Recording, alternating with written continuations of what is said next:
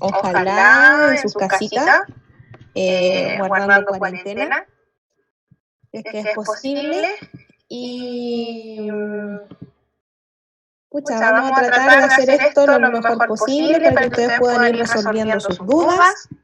Yo sé que ya han tenido clases con la profesora Gustavo de Zoom, y me gustaría saber si conocen que ustedes pueden levantar la manito en el caso que tengan alguna duda, o escribir en el chat también, pero es más difícil que yo les pueda responder desde el chat.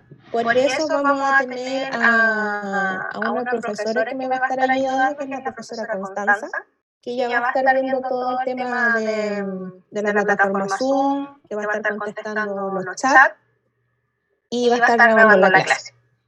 Así que les presento a la profesora Constanza, no sé si por ahí puede decir saludar.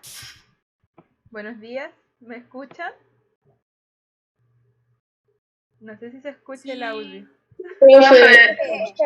Ya. Me presento, como dijo profesora Natalia, mi nombre es Constanza. Aparezco como Diego, sí, pero no soy un hombre. Estoy desde el computador de mi pareja, por eso aparece ese nombre.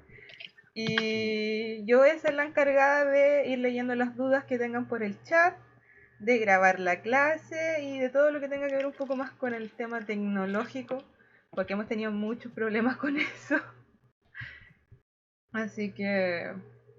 y también, entre medio, voy a estar haciéndoles preguntas a ustedes, como para hacer la clase un poquito más dinámica y no sea tan fome, así que la profe Natalia está hablando todo el rato sola. No, vamos a ir ahí interactuando. Porque es horrible hablarle al computador. Me siento muy sola. Así que ojalá tengan ahí su tecito, su cafecito, su pancito con queso, jamón y todo para hacer ahí una clase. Y tapadas con una mantita. Para hacer la clase. Para que no les dé frío. Chicas, lo ideal es que ustedes vayan opinando durante la clase, vayan participando. Igual esta es una clase que va a ser sobre agua. Se van a ver estos conocimientos que ustedes ya deberían tener integrados. Entonces, la idea es que vayamos haciendo preguntas y que ustedes vayan participando harto. Y también van a haber preguntas sobre lo que ustedes debieron haber puesto en su ciclo biogeoquímico en el informe.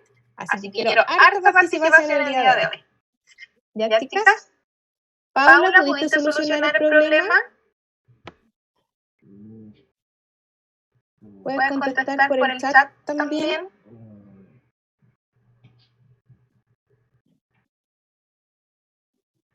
No le aparece nada en su micrófono. No. ¿Y si te desconectas y vuelves a ingresar? Porque esa sería la otra opción. Como dejar la reunión y fijarte cuando ingresas a la plataforma Zoom y ahí ver la opción que te da para el micrófono.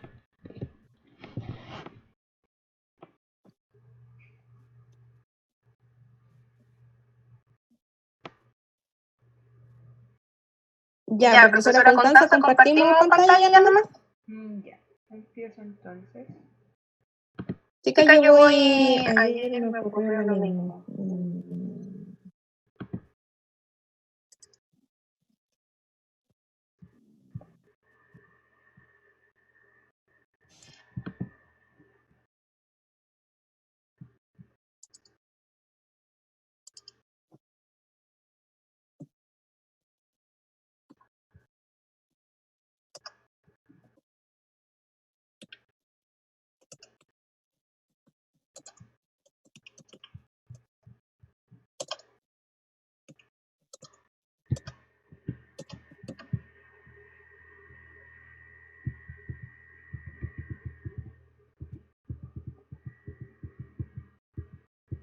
Chicas, ustedes me avisan, porque hay veces el internet está horrible.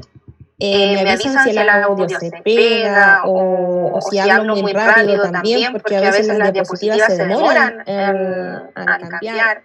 Por eso lo vamos a estar haciendo desde computadores diferentes, para que a mí no se me pegue el audio mientras la profesora Constanza va cambiando las diapositivas.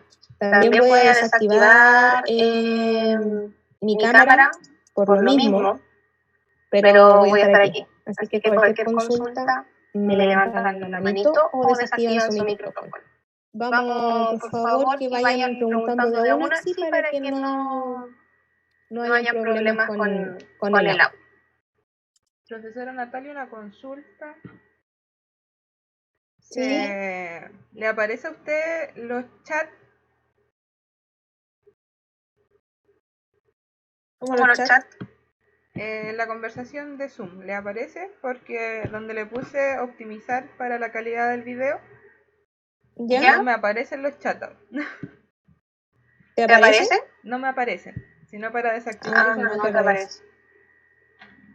Ya. No, aquí entonces lo voy a tratar de tener en alguna esquinita. Tienes que ponerle ahí pantalla completa.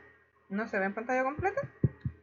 No, parece que tienes que habilitar la edición.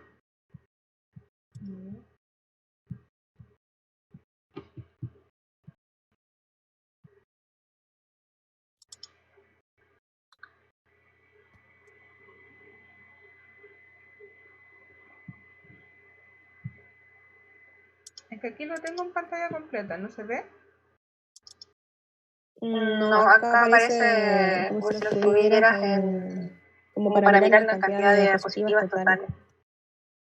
No se ve una sola diapositiva. ¿Y ahí? Ahí sí. Ya, ahí lo... Ya, entonces vamos a partir, chicas.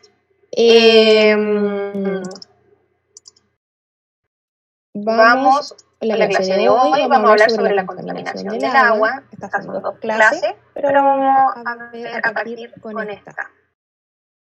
Ahí ya anda cambiando. ¿Cuál es el objetivo de la clase? Comprender la importancia del agua en la vida de los seres vivos y explicar los principales contaminantes del agua y los efectos que estos causan.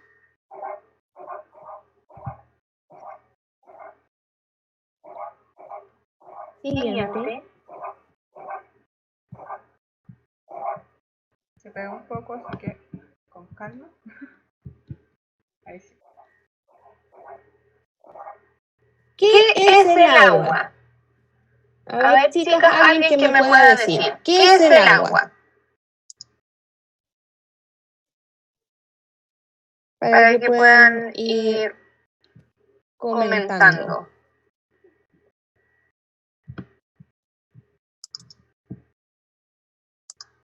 ¿Alguna voluntaria que quiera hablar?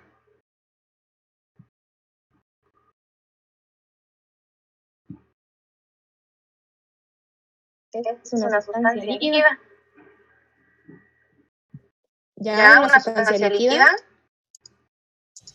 que se conforma por dos elementos. ¿Ya? ¿Y cuáles serían estos elementos? El agua y el oxígeno. El hidrógeno y el oxígeno. O sea, el hidrógeno y el oxígeno. Exacto. ¿Ya? ¿Alguien más que quiera comentar algo? Para complementar con lo de su compañera. ¿No? Bueno. Aquí vamos a ver la estructura molecular del agua. Como bien decía su compañera, el agua es un compuesto químico formado por la unión de dos átomos de hidrógeno y un átomo de oxígeno. Y esta es la fórmula H2O. Es una molécula bipolar, ya que posee una región electronegativa, que es el oxígeno, y una electropositiva, que son los hidrógenos, que se encuentran unidos por enlaces covalentes. ¿Se ve mi puntero en la pantalla o no? Sí, se ve. Sí, profesora. Ya. Cada una de las moléculas forma puentes de... ¿Sí que me habló? Perla Bravo. Es que se ve borroso. Se ve borroso. Se ve borroso. Qué raro. Todas vean el computador Word. ¿Todas lo ven borroso la imagen o no?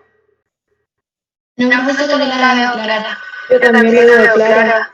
Yo también la veo clara. Se ve borroso, pero entonces el mío. Ya, ahí pero por es eso el problema problema de... de... Pero chicas, las diapositivas van a estar, ya están disponibles en la plataforma de Classroom. Ya. Gracias. Ya. Sigamos entonces. Cada una de las moléculas forma puentes de hidrógeno con un átomo de oxígeno de otra molécula próxima. Los átomos de hidrógeno están dispuestos en un ángulo de 105 grados respecto al átomo de oxígeno, como podemos ver aquí en la imagen. Siguiente.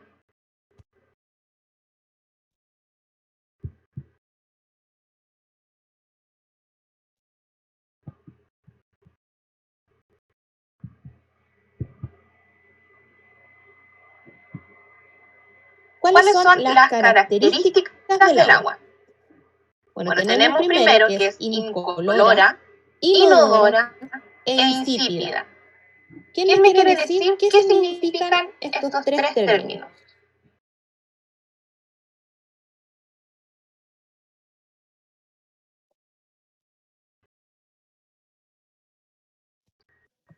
Que no tiene color y tampoco tiene olor.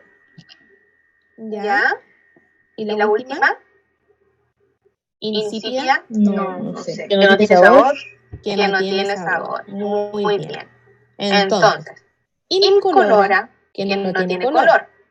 Inodora, que no tiene olor. Insípida, que no tiene sabor. Otra característica del agua es que es un gran disolvente. O sea, nosotros ahí podemos disolver una gran variedad de sustancias o compuestos. La densidad, su punto máximo es a los 4 grados Celsius. ¿Qué me quiere decir esto, chicas? Que su densidad, la densidad, el punto máximo es a los 4 grados Celsius. ¿Alguien me lo puede explicar?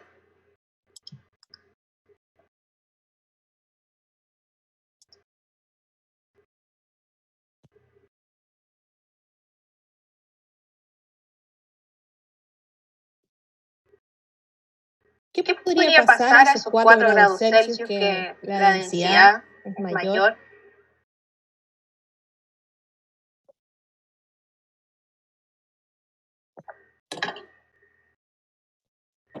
Profesora Constanza. Aquí estoy, parece que no se acuerdan mucho de la densidad del agua. Quizás si se les nombra como anomalía del agua entre los 0 y los 4 grados Celsius. ¿Se acuerdan quizás? Tampoco, profe. No me acuerdo nada. Perdóname. Tampoco.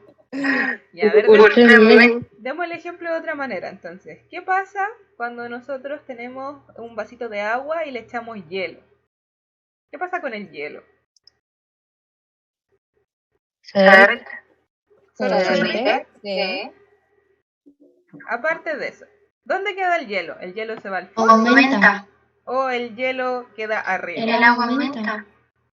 Sí, también el agua aumenta cuando se va derritiendo el hielo. Pero ¿qué pasa con la posición del hielo? ¿Dónde queda el hielo? Arriba. Arriba. ¿Y por qué el hielo queda arriba?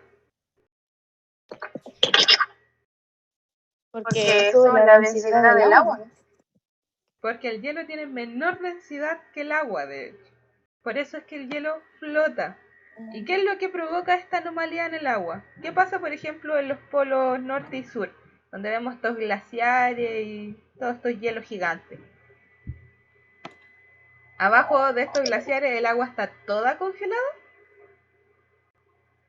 ¿O hay agua líquida? Hay agua líquida. Hay agua líquida. Y los hielos son para arriba. Exactamente. Y eso es además lo que permite que pueda haber vida o que puedan andar los animalitos y toda la vegetación abajo de estos hielos.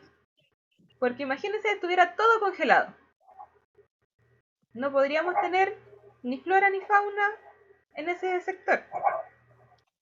Pero gracias a que solamente está arriba congelado y abajo sigue el agua en estado líquido, es que se permite que exista flora y fauna en ese sector. Por eso es importante este punto de la densidad del agua.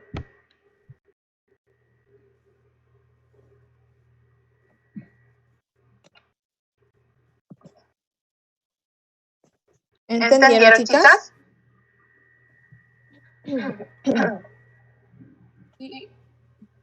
Sí, Ya. El siguiente punto es, o característica, es que están los tres estados físicos al mismo tiempo. ¿Cuáles serían estos? ¿Alguien me puede decir? sólido, líquido, gaseoso. Exacto. ¿Y por qué me dice al mismo tiempo?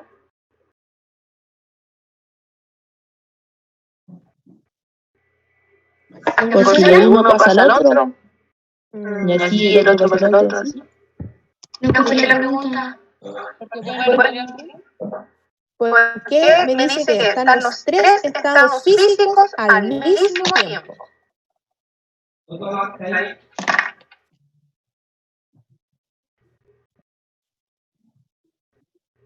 Pero al mismo tiempo. Exacto, al mismo tiempo. Como el gato muerto que está vivo y está muerto. Eso no lo sé. Es como el gato vivo que está muerto. El gato de Schrödinger. La tiene. Eso sí que no lo entiendo. No, ese es otro experimento, no tiene que ver con los tres estados físicos al mismo tiempo. Pero muy buena acotación de eso. No, yo ahí desconozco lo del gato.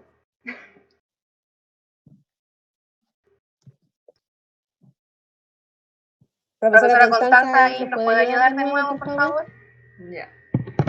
Nosotros ahora, quizás no lo ven, pero está. ¿Tenemos agua en estado líquido? Sí. ¿Dónde?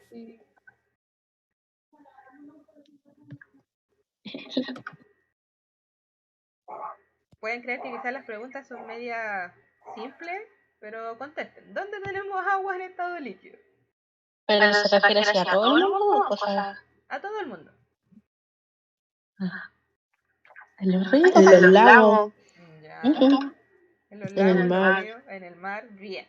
Ahora, ¿dónde tenemos agua en estado sólido? ¿El hielo? ¿Y el hielo dónde está? ¿Dónde se encuentra? Bueno,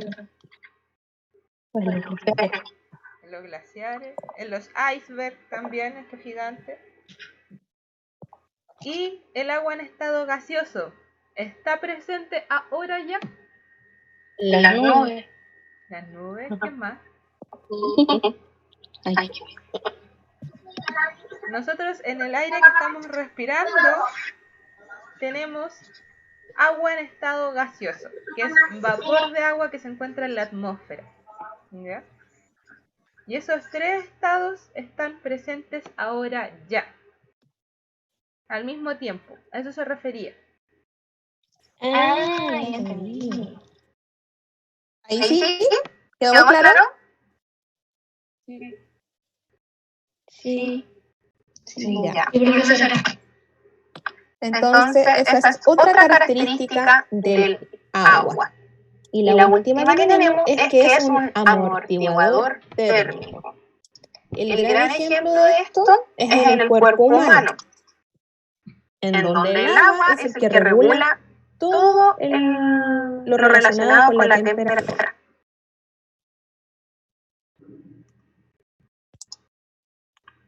¿Se entiende sí por qué sería un amortiguador térmico el agua? ¿O a qué se refiere con que sea un amortiguador térmico? ¿Cómo dijo? Si se Si se entiende, Ah. si se entiende que es un amortiguador térmico. Vamos a verlos con un ejemplo. Porque, si dicen que nosotros estamos resfriados y tenemos fiebre, ¿qué es lo que no podemos hacer por ningún motivo? Es dejar de beber líquidos. ¿Y por qué podría ser eso? Si nosotros estamos con un estado febril, ¿por qué no podemos dejar de consumir agua? Porque el agua es regulador. Porque el agua nos va a ayudar, o sea, no nos va a quitar la fiebre, pero sí nos va a ayudar a regular de alguna manera nuestra temperatura.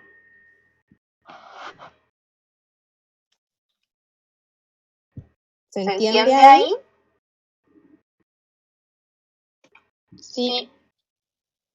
O podríamos verlo con otro ejemplo, que no sea con el cuerpo humano, que podría ser ya algo más, un fenómeno más natural. Ahí, profesora Constanza, podría ser el de los flujos de agua. De hecho, uno un poquito más sencillo. ¿Qué pasa con los climas en las playas? ¿Cómo son los climas de las playas? Cuando uno se acerca a la playa, sí, está como heladito. Está más heladito, ¿cierto? Y eso es porque están cerca de esta masa de agua gigante.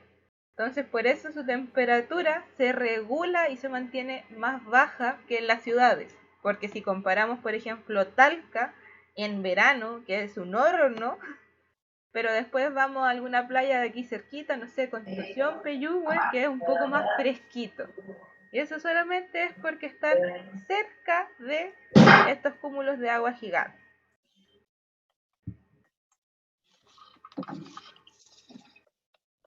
Ese sería otro ejemplo.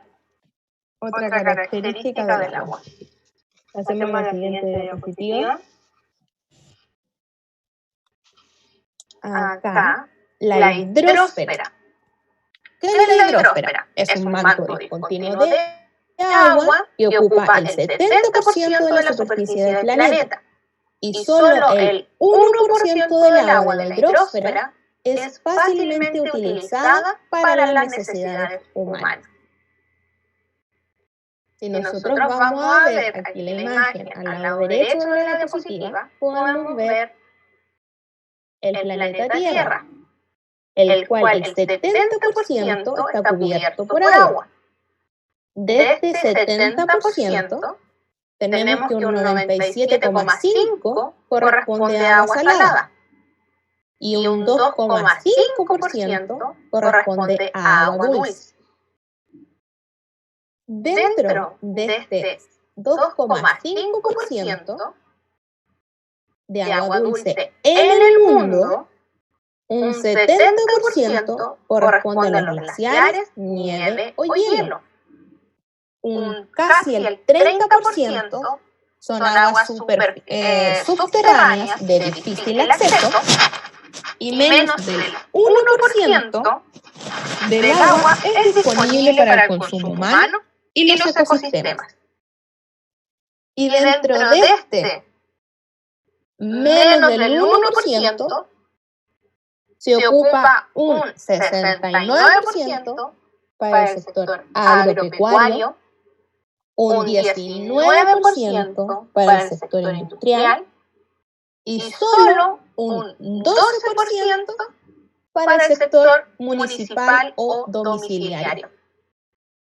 ¿Se dan cuenta la cantidad de agua que finalmente se destina para el consumo humano? Es bajísimo el porcentaje del total del agua del planeta. ¿Alguien quiere opinar algo al respecto?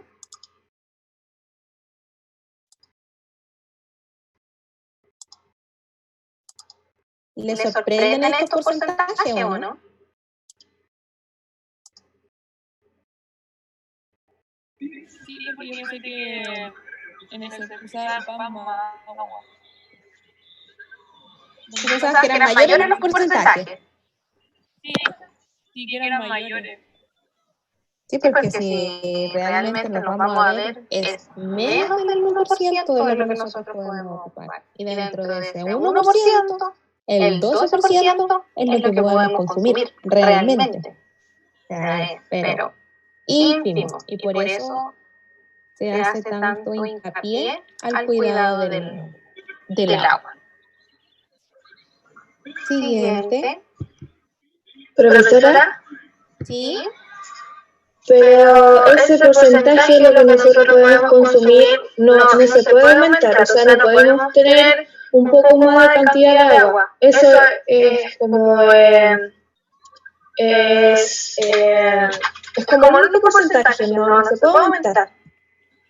O sea, la única manera de poder aumentarlo sería comenzar a usar las aguas subterráneas o empezar a deshielar todo lo que son los glaciares, nieve o hielo que se encuentra en los polos, básicamente. Sería la única manera de aumentarlo, porque nosotros consumimos solamente agua dulce. Porque el otro ya es agua salada, y para transformar el agua salada a agua dulce se requiere de un proceso que aumentaría el precio del agua, y empezaríamos a ocupar el agua desde los mares. Pero ese proceso, si después se fuera automatizando, se iría bajando el precio, ¿no? O sea, eso es lo que tendría que pasar. Depende de las tecnologías que se utilicen, porque tienen que salinizar el agua. Entonces, es un proceso más complicado. Para agregar un poco eso, imagínense se hace este proceso de desalinización de agua salada. ¿Ustedes creen que de partida las personas que hagan este proceso van a querer darlo gratis? ¿Esta agua van a querer darla gratis sin ganar nada ellos por lo que están haciendo? Yo creo que no. ¿Aparte qué? ¿Alguien habló por ahí? Que aparte estamos en Chile. No es gratis. Además, aquí está privatizada el agua. Entonces, aunque se lograra hacer que este proceso sea quizás más barato, las grandes empresas a nosotros nos cobrarían los 2 ojos de la cara y un órgano vital si es que nosotros quisiéramos acceder a él. Por eso es muy importante el cuidado del agua. Ya disponemos de muy poco porcentaje para poder ocuparla en nuestras actividades diarias. Y nosotros, para más remate, ¿qué hacemos? La malgastamos. Nos damos una ducha quizás de media hora, 2 horas y pensando en la inmortalidad del cangrejo mientras el agua corre. O nos lavamos los dientes y dejamos el agua corriendo. Entre otras cosas. Así que ahí hay que ser un poquito más consciente con la cantidad de agua que estamos ocupando.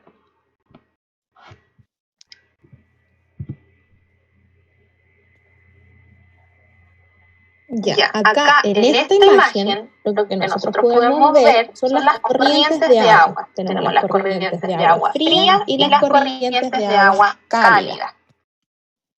Si nosotros vamos viendo aquí,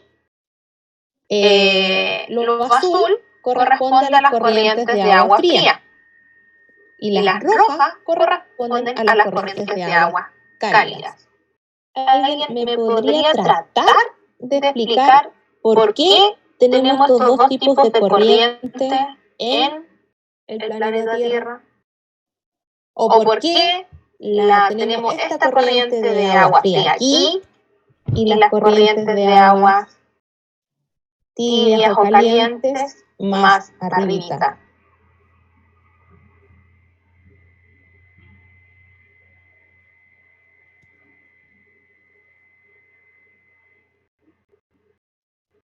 Como profesora no escuché. ¿Por qué nosotros podríamos tener estos dos tipos de corrientes en el agua? Si pensamos porque el océano al final es uno, que se va dividiendo en diferentes zonas geográficas. ¿Pero por qué? ¿Por qué tenemos dos tipos de corriente? ¿Debido a qué?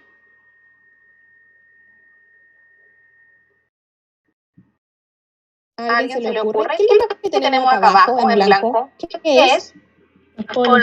Los polos, ¿cierto?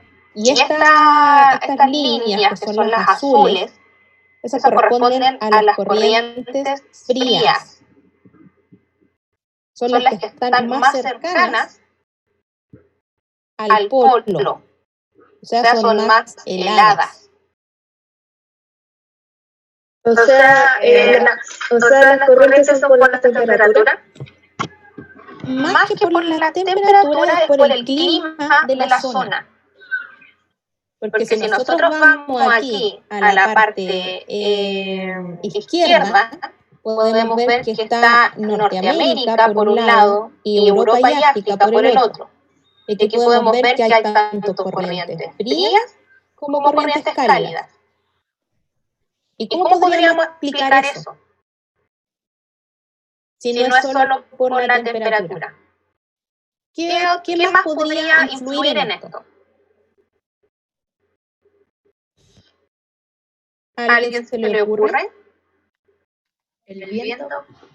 El viento, sí, también es un factor y faltaría uno.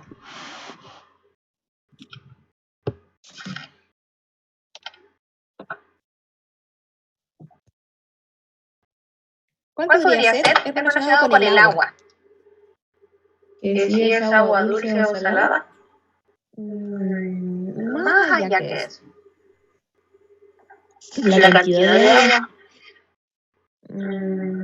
No.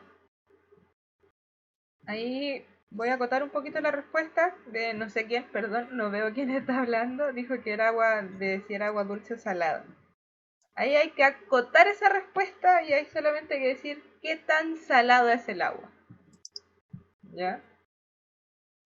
Mientras sea más salina el agua, más fría va a estar. ¿Ya? Entonces eso también va a afectar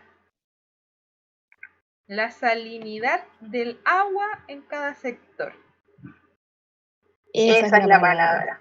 Salinidad del agua. Entonces tenemos la zona climática, tenemos la salinidad y los vientos. Eso nos va a afectar si nosotros podemos tener corrientes frías o corrientes cálidas. Y este cambio tampoco es un cambio que ocurre inmediatamente, sino que va ocurriendo gradual. No pasamos nosotros de una corriente cálida a una corriente fría de inmediato, sino que es un cambio gradual. Eso se puede ver como en las playas de Chile, por así decirlo. Si uno empieza del norte de Chile, el agua son un poco más cálidas. Pero si uno empieza a bajar, que se pone helada el agua. Muy heladita. Con suerte uno puede meter los piecitos al agua. Sí, es que, a no ser que quieran una hipotermia. Exacto. Ya, vamos a la siguiente diapositiva. Se me pegó. Ahí sí. Aquí está el ciclo del agua. ¿Me puedes poner la lupita, por favor, en el ciclo del agua? Sí. Vamos. Ahí. Aquí está. Chicas, hubo un grupo que habló sobre el ciclo del agua. A mí me gustaría que, por favor, alguna representante o que se vayan ayudando para poder explicarle el ciclo del agua a sus demás compañeras. ¿Alguien que quiera hablar?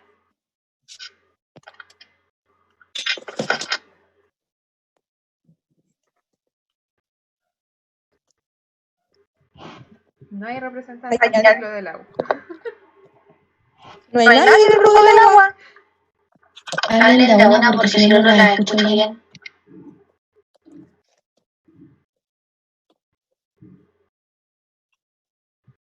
¿Alguien, chica? La Francisca Amigo. que tienen que pasar por diferentes procesos. Ya, tiene que pasar por diferentes procesos. ¿Y cuáles serían esos procesos?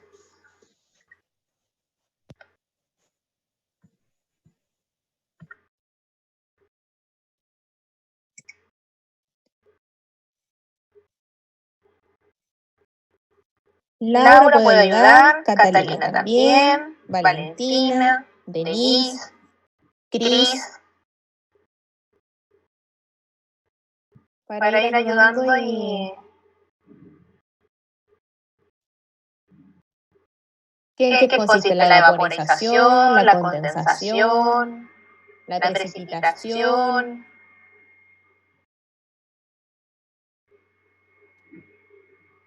Ya chicas, no se me queden dormidas. ¿O alguien de otro grupo que quiera explicarnos el ciclo?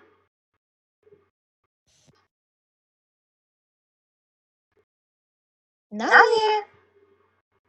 Yo me acuerdo que de las puras flechitas, que primero estaban como de, o sea, no estaba, pero primero iba desde lo más bajo, como los mares, y después subía a las nubes, después bajaba por la montaña, y después se iba a las aguas dulces. ¿Ya? Eso nomás, no preguntan. Ya. Empieza por la evaporización, ¿Ya? luego por la condensación, ¿Ya? luego la precipitación ¿Ya? y luego la infiltración, ¿o no? ¿Ya? Luego la transpiración, La transpiración, ¿ya? sí, y ahí, no sé qué más. Pero a ver, veamos. ¿Qué creen ustedes que significan aquí las flechitas rojas? Porque tenemos flechitas rojas y otras que son medias verdes y azules. Que las flechas rojas son las que suben, o sea, las que se evaporan. Claro, exacto. Porque ahí tenemos la sublimación, la evaporación y la transpiración, que es desde las plantas y los árboles, ¿cierto? Y luego tenemos las flechitas azules, Que son las que se depositan al suelo, ¿no? exacto. Y tenemos las verdes o turquesas, no sé cómo quieran llamarle. Pero aquí tenemos la transformación y la deposición, que se guarda de forma de nieve y hielo.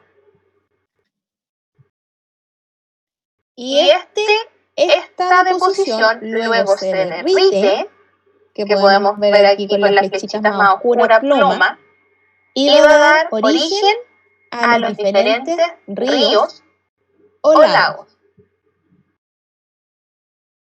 ¿Ahí se entiende un poquito más? Sí. ¿Sí? Después estos ríos van a desembocar al océano. No sé, Constanza, si se puede bajar un poquito la imagen para ver el tema de la infiltración y la percolación. Acá. Y aquí nosotros también tenemos la infiltración y percolación, es donde el agua se infiltra a las capas más profundas y nosotros nos va a dar origen a lo que es la agua subterránea. ¿Sí? ¿Qué es la percolación? ¿Alguien la puede ayudar, chica, la compañera? ¿Alguien ha escuchado ese término antes?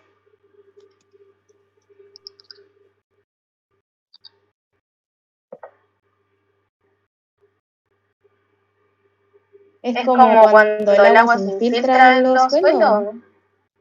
Claro, es como el proceso o el paso lento de un fluido a través de un material poroso. Porque ¿se acuerdan de suelo? Nosotros teníamos suelos de diferentes porosidades. ¿Se acuerdan de la materia de esa o no? Sí, entonces el agua va a ir atravesando este material poroso que es el suelo. Y va a llegar hasta estas aguas subterráneas.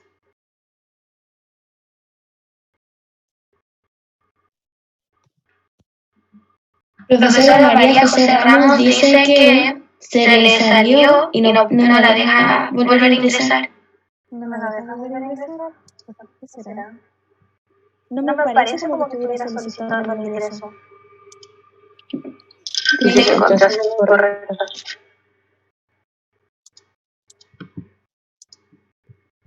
Qué raro. Porque no hay nadie solicitando ingreso.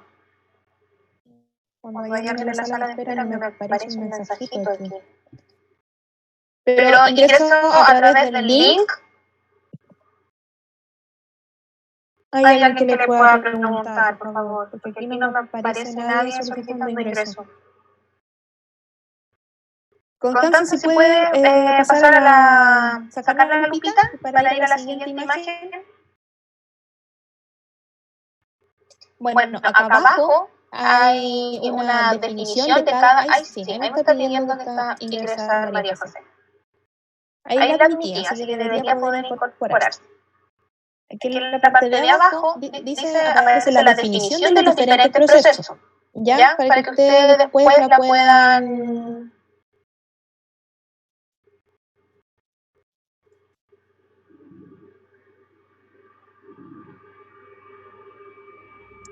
lo puedan leer después detenidamente y con calma.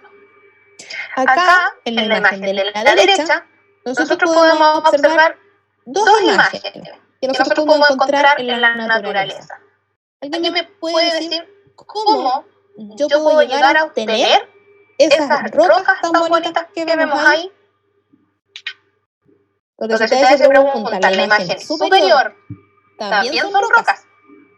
Yo también la miré la primera vez y dije yo, no, pero si no son rocas, tienen que ser árboles, algas, pero no, realmente son rocas. Por erosión, ¿no? Por erosión, sí, muy bien. Por el flujo del viento. También. Muy fuerte. Sí, también pueden mover las rocas. ¿Qué más podría ser? Por la salinidad del agua. Al ser muy salada, como que se va comiendo pedazos de la roca y le va formando. Ahí vamos por ese lado. ¿Cómo lo podría explicar mejor? Recordemos que las rocas tienen diferentes composiciones. Que el agua en un tiempo sube. Ya, o sea, quedaría totalmente cubierto de agua. Quedaría tapada la roca. Y en ese tiempo, la roca se van como saliendo pedazos así y se va formando eso. Por la composición de la roca. Exacto. Se Por va la disolviendo salinidad el del agua. agua. Eso es lo que va pasando, se va disolviendo la roca. Y así van quedando esta estructura. Otra manera que puede quedar en la imagen de abajo, porque realmente no sabemos qué fue lo que pasó, es por físico. O sea, las marejadas van golpeando tanto las rocas que les va dando esta forma. Y así nosotros podemos tener estos lindos paisajes que nos encanta tanto ir a ver. O sea, depende todo de la salinidad que tenga el agua. No es todo de que dependa de eso. También depende de la composición de la roca.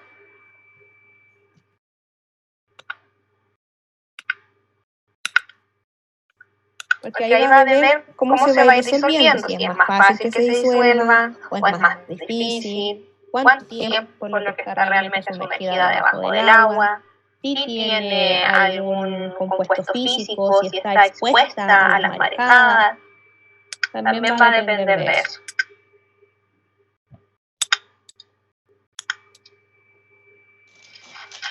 Pasemos a la siguiente diapositiva.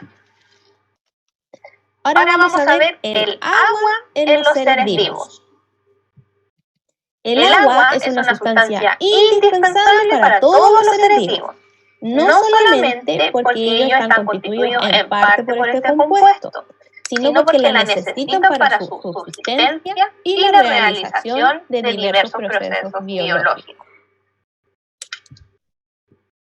Los seres vivos las pueden necesitar en mucha o poca proporción, y el porcentaje de agua corporal es diferente en todos los organismos y va variando de acuerdo a la edad. También existen diferentes vías de ingreso y también de pérdidas, como por ejemplo incorporar un vaso de agua o incorporarla a través de diferentes frutas o verduras. Y el agua puede ser eliminada por la orina, el sudor, las heces y la respiración. El equilibrio hídrico, eso es lo que nosotros siempre tenemos que mantener. ¿Y qué quiere decir esto? Que la cantidad de agua que ingresa al cuerpo debe ser igual, eso tienen que mantenérselo y grabarlo en su cabeza, que debe ser igual a la que se pierde. Por eso es tan importante que nosotros consumamos cierta cantidad de agua diaria. ¿Cuáles son las funciones fundamentales del agua? Tenemos que participar en reacciones metabólicas, es termorreguladora, como lo decíamos al inicio de la clase, funciona como lubricante, ahí podemos ver una imagen de dos huesitos y una articulación, de transporte, como la sangre, estructural y es disolvente de sustancias, como también lo decíamos al inicio de la clase. Esas son funciones fundamentales del agua.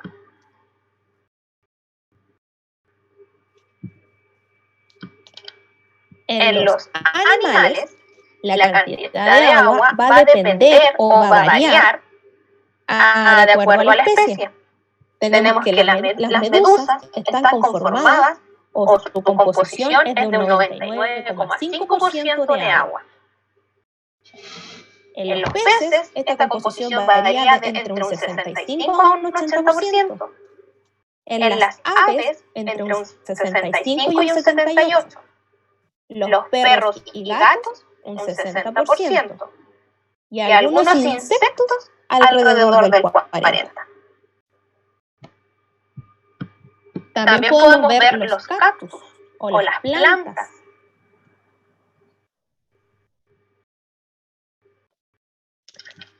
Las plantas contienen mucha cantidad de agua y es necesaria para el proceso de fotosíntesis y la adquieren a través o mediante sus raíces. Aquí en esta imagen nosotros podemos ver que entre el 75% y el 90% del peso de las plantas corresponde a agua. Unos ejemplos bien comunes como el tomate es que está formado un 95% de agua, el melón un 92% y la espiga de trigo un 80%. Y como ejemplo de una planta podemos hablar del cactus. ¿Ustedes conocen los cactus, cierto? Sí. Una de sus principales características es que almacenan una gran cantidad de agua en su interior. Y esto es debido a su estructura. Eso se llama suculencia, que es la capacidad de acumular agua en los tejidos. Aquí nosotros podemos ver la especie Garnigia gigantea, los nombres un poquito raros, que pesa alrededor de 1 tonelada. Es capaz de absorber hasta 900 litros de agua. Luego de una tormenta puede subsistir hasta 2 años de sequía. ¿Y por qué puede hacer esto? Porque tiene un córtex grueso y esponjoso, lo que evita la rápida difusión del agua, conservándola por más tiempo en su interior. La forma que posee es para disminuir la superficie expuesta al sol y la consecuente pérdida de agua. Puede expandirse cuando absorbe el líquido. Poseen espinas en vez de hojas. Existen algunas excepciones respecto a eso. Esto reduce la evaporación del agua, además de protegerlo del resto de los animales. Y lo más importante es que tiene un sistema radicular. ¿Qué quiere decir esto? Se refiere a las raíces, que sus raíces son poco profundas, pero se extienden a lo ancho para captar la mayor cantidad de agua de las lluvias, como se ve ahí en la imagen, y hace la diferencia con la raíz común, que tiende a ser más profunda. Esta raíz radicular es más superficial y abarca más espacio. ¿Qué sucede con el ser humano? Aquí podemos ver que el recién nacido está formado o está compuesto con un 83% de agua.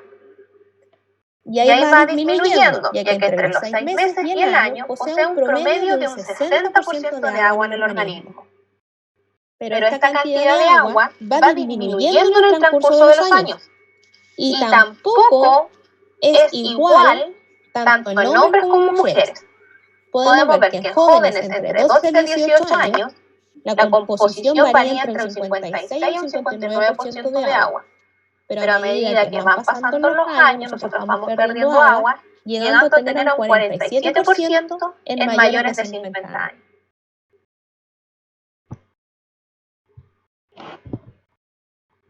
En el cuerpo humano,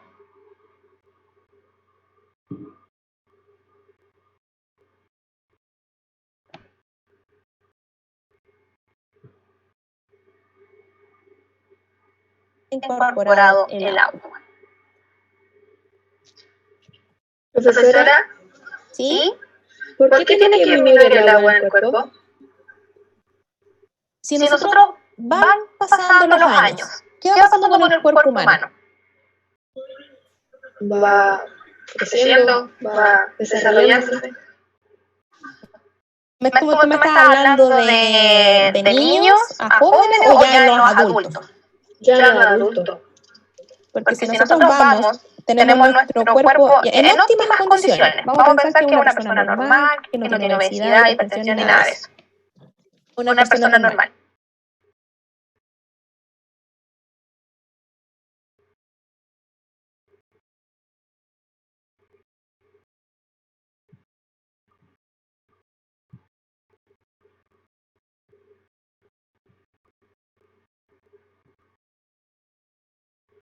Profesora Natalia.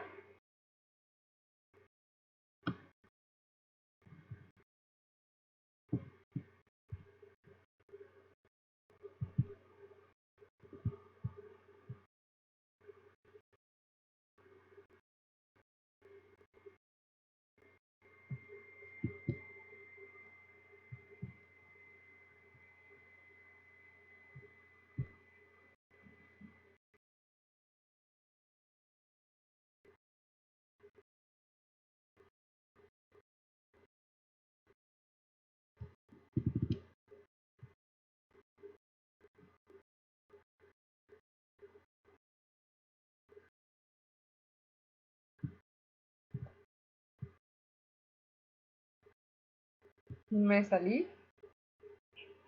Ay, tiene que ser el internet. Esto era lo que me temía. No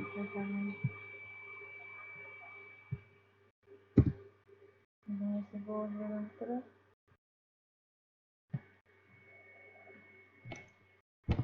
Y más encima que estoy grabando. Y de hecho todavía estoy grabando, así que esta parte no sé cómo la voy a cortar.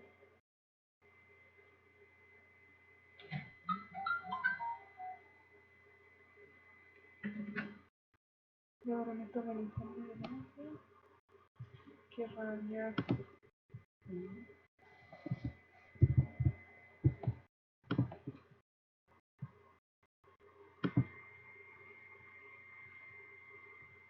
No me quiero demasiado. Vamos en la 8.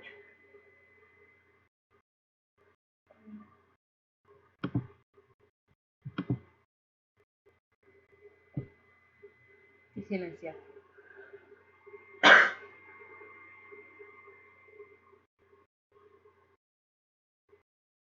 Dice que el anfitrión ya está en otra reunión. Dice que ya está en otra reunión. Sí. Sí, pues eso te decía, pues. Me tienes que volver a aceptar.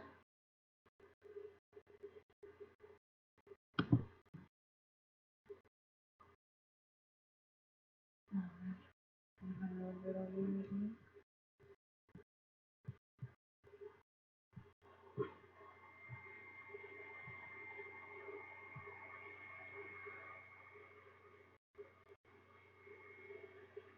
¿No te llega el link de que estoy?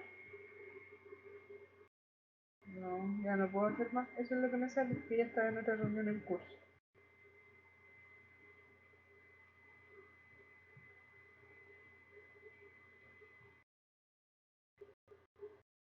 Pero ¿y cómo ingreso ahora? ¿Por qué no me deja ingresar?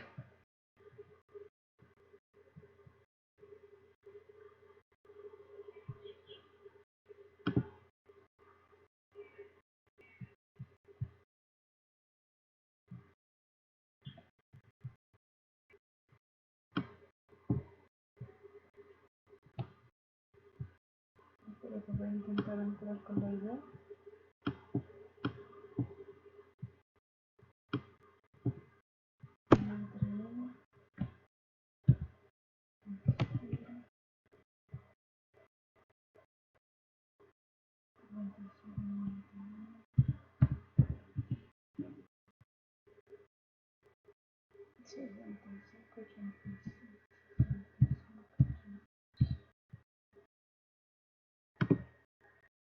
Sí, pues sí la hice. Aquí ahí la subí en PDF. La contraseña, espérate que ahí estoy ingresando.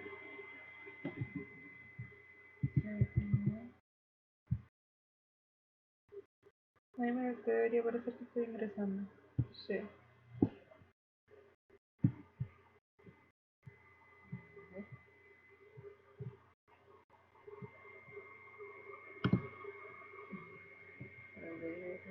Voy a ponerle compartir pantalla.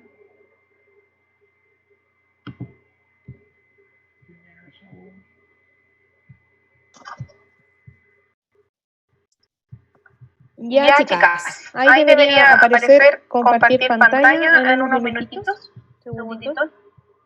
Profe, ¿le puedo hacer una pregunta? ¿Sí? Que es sobre la permeabilidad de los suelos. Igual se lo puedo hacer. ¿Ya? ¿Sí? Que usted puso la imagen de cómo se filtraba el agua en suelo arenoso, en franco y arcilloso, pero no le puso como definición. Pero yo me hice mi propia definición. Ya. Y le puse que en los suelos arcillosos la arcilla retenía de alguna manera el agua y se inundaba, o sea, no se iba para las capas más profundas. Más profundas, ¿ya? En el suelo franco había un equilibrio y en el arenoso se drenaba el agua así a las capas profundas. Así.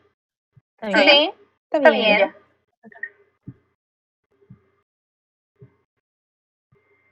Está bien. ya. Ya. ¿Alguien más tiene alguna consulta, chica, con lo que hemos visto?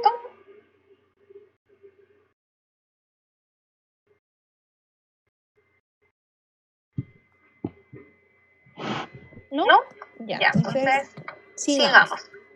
Perdón por la interrupción, pero esto sucede pasar. Suele pasar en reuniones por Zoom, que se cae la señal de internet. Ya habíamos terminado con esta diapositiva, pasemos a la siguiente. Ya, pero ¿cuál es la situación real que estamos viviendo en Chile? Estábamos hablando nosotros del agua a nivel mundial. Entonces ahora nosotros vamos a pasar al uso del agua en Chile. ¿Quién usa más? Aquí nos encontramos que un 82% del agua es ocupada en la agricultura, llegando a ocuparse 526.720 litros por segundo.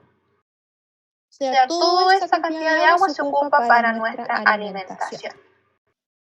Podemos ver que un 7% es ocupada por la industria. donde 43.800 litros de agua son usados por segundo. En cambio, la minería ocupa un 3% del agua, es decir, 19.990 litros por segundo. En cambio, el agua sanitaria y agua potable equivale al 8% del consumo de agua total, es decir, 54.840 litros por segundo. ¿Pero qué es lo que está pasando? ¿Ustedes han escuchado hablar de las megasequías? ¿Sí? Estamos quedando sin agua. Exacto. ¿Por qué hablamos de megasequía? Porque es un déficit de precipitaciones sin precedentes en el último milenio en Chile. Y también es mega debido a su gran extensión temporal y territorial.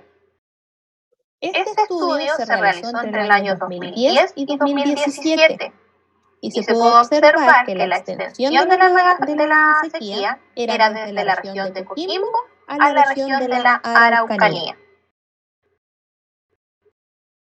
Nosotros podemos aquí observar que existe una gotita de agua en donde se puede ver el promedio anual de precipitaciones en Santiago. Y podemos ver que se produjo un 30% de déficit entre el año 2000, o sea, entre los rangos de año 1960-2000 y 2010-2017, en donde cayeron de 310 milímetros de lluvia, disminuyeron a 220 milímetros. Y eso quiere decir que fue un 30% de déficit. ¿Pero a quién se le atribuye esta megasequía? Es gracias a un cambio climático antrópico. ¿Qué quiere decir esto? Que es influenciado por la acción humana y es una condición que se mantendrá en el futuro. Como ya podemos ver, esto se realizó hasta el 2017 y ya estamos en el 2020. ¿Cuáles son las proyecciones climáticas? A medida que avanza el siglo XXI, la definición de sequía como una condición transitoria pierde sentido, ya que existirá una disminución sustancial y permanente de la precipitación anual. Así, la condición media en el futuro podría ser similar a la observada durante la actual megasequía. Y aquí en estos circulitos podemos ver la precipitación anual y cómo ellos esperan o cómo consideran que los efectos de las emisiones de gases de efecto invernadero van a ir tomando acciones al respecto. Y la precipitación anual va a ir disminuyendo. Como podemos ver aquí que van cambiando la tonalidad del celestito. Y la precipitación va a ir disminuyendo ya en el año 2050 a 2100. Pero ¿cuáles son los impactos de la megasequía en Chile?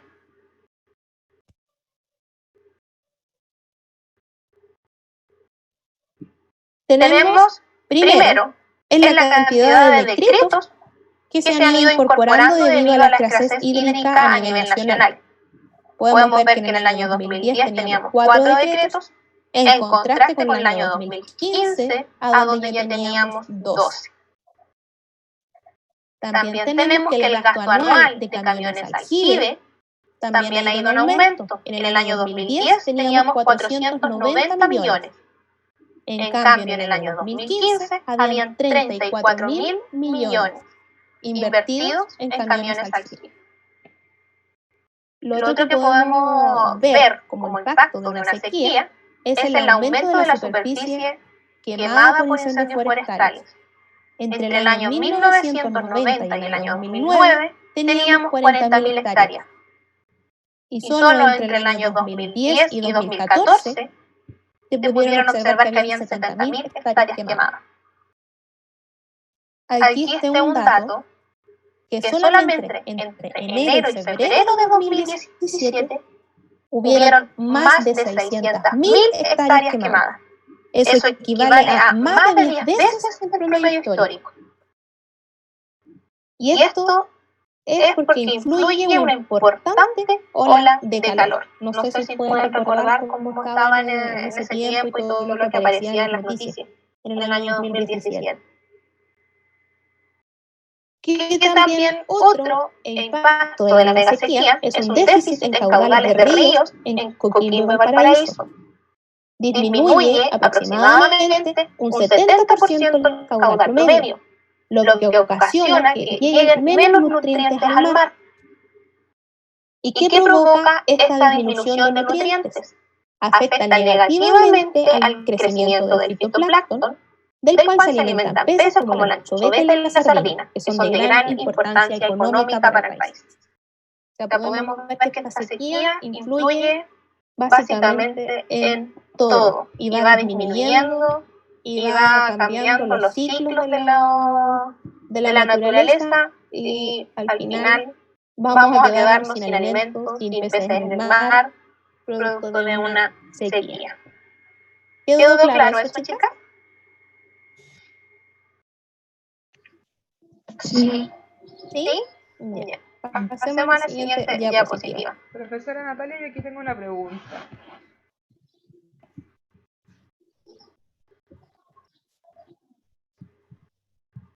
Profesora Natalia, ¿me escucha ahí?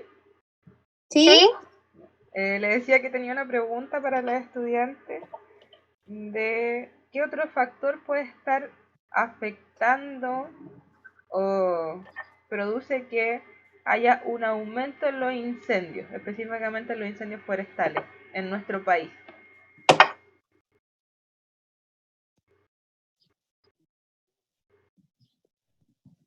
Aparte de, por ejemplo, el aumento de temperaturas o la falta de agua.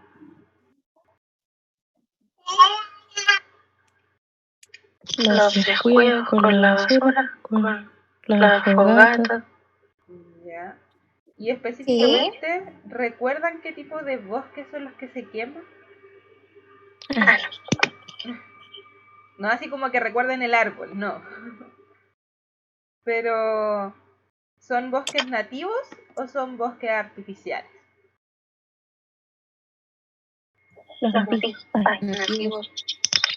¿Seguras? No. Normalmente, los que comienzan el incendio son los bosques artificiales, los que se plantaron una montonera y hectáreas de árboles solamente para talarlos. ¿Los artificiales? Exactamente. Y eso después, ¿qué pasa? Que están cerca de bosques nativos y al final se termina quemando todo. Pero parte por estos bosques artificiales. ¿Por qué? Porque estos árboles consumen demasiada agua, entonces dejan el suelo seco. Y eso es propicio para que ante cualquier cambio de temperatura o de humedad, o que llegue una persona a acampar y deje la fogata encendida, se provoca un incendio. Es como cuando plantan pinos. Exacto.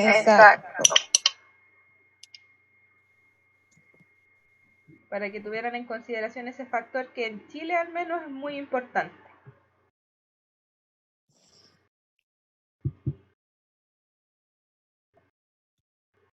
Y ahora vamos a ver cuánta agua gastamos en nuestras casas. Y ustedes me pueden ir diciendo sí, no.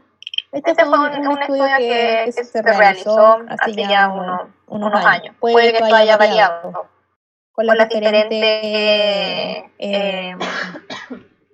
políticas que se están tomando actualmente en cuanto al agua.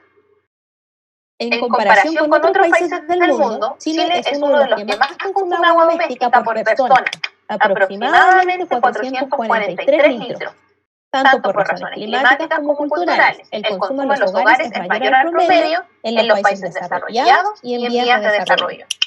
Aquí en esta imagen podemos ver que la mayor cantidad de litros de agua se ocupa en la tina. Entonces, ¿puedes ponerle la lupita a la imagen? Para que podamos irla viendo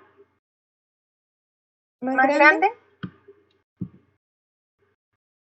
Ahí podemos ver que la mayor cantidad de litros de agua se ocupa en la tina. Le sigue la ducha, luego la lavadora, los lavavajillas, lavar platos a mano, la cocina, limpiar la casa, lavarse las manos, las descargas de los baños y lavarse los dientes.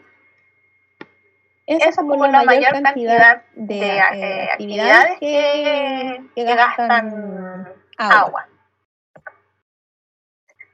En total, en más de 1.600 litros de agua son utilizados en una casa promedio, o sea, tomando en cuenta que una casa promedio está constituida por 4 personas.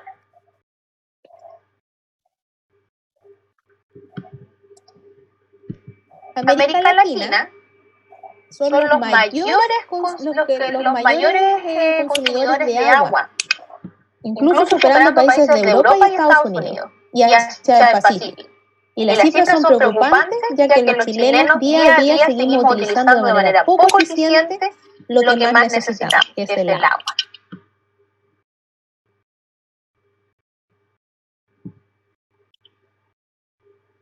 ¿Cuánto es la cantidad de litros de agua gastada en uso doméstico? Aquí podemos ver que hay una escala de colores, donde vamos desde la ducha, lavar la loza, lavar los dientes, el agua ocupada en los baños y la lavadora.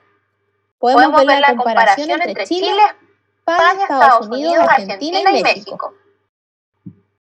Aquí podemos ver la comparación de la cantidad de litros de agua que se gasta en Chile, que es superior a Estados Unidos, a España y a Argentina. ¿Y en qué gastamos más agua? En la ducha, en la lavadora, en las descargas del baño. O sea, son muchas políticas que se deberían incorporar en relación a esto, para poder cuidar mejor este recurso que es tan importante. Y el consumo de agua anual por persona, no estamos hablando solamente de uso doméstico, sino que consumo de agua anual, nosotros nos encontramos inferior a Estados Unidos, Canadá, Argentina, Holanda e India, ocupando 803 litros de agua por persona de manera anual.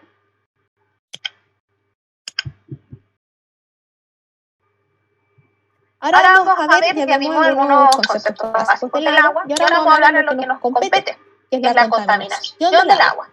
Ahora vamos a hacer unas preguntitas que ya ustedes deberían manejar los términos para no tener problemas más adelante. Para que vayan respondiendo, chicas. ¿Qué es la contaminación? ¿Quién me puede decir qué es la contaminación?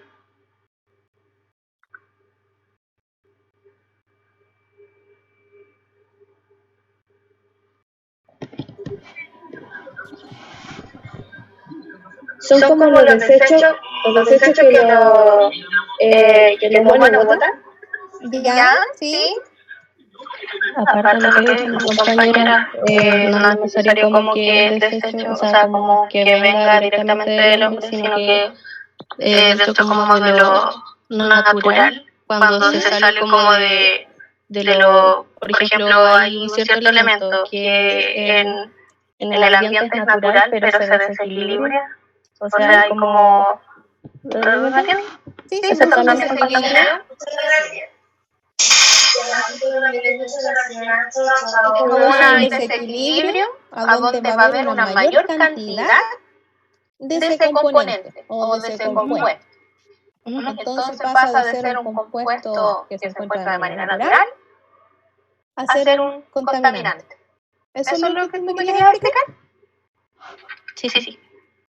Ya. Y ahí también va de la mano con lo que es un contaminante. Entonces, hagamos un resumen. ¿Qué es la contaminación?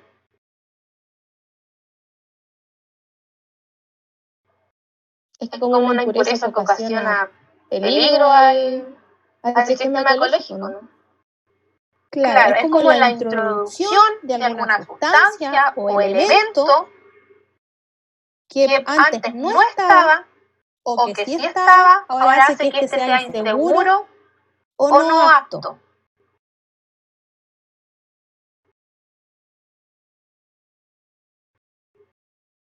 ¿Queda más claro con esa definición o no? Sí. ¿sí? Y el contaminante. ¿Qué es el contaminante? Algo que no pertenece a un medio y que provoca algún daño. Ya, sea, sí, tenemos que puede ser una sustancia, elemento, compuesto que no se encuentra de manera natural en el medio. Y que si se encontraba, ¿cómo tenía que ser para que fuera un contaminante? Que cause daño o riesgo. Exacto, tiene que encontrarse en concentraciones más altas. Si esa sustancia se encontraba en el ambiente, ahora tenía que encontrarse en concentraciones más altas para provocar el daño. Y ahí pasaba a llamarse contaminante.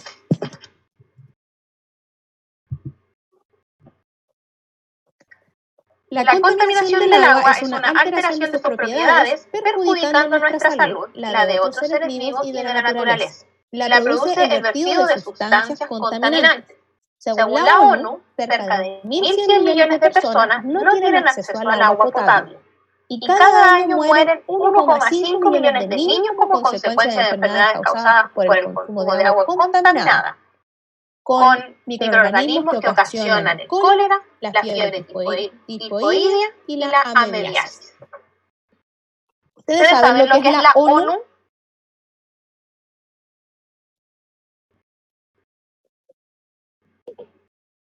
La Organización de Naciones Unidas.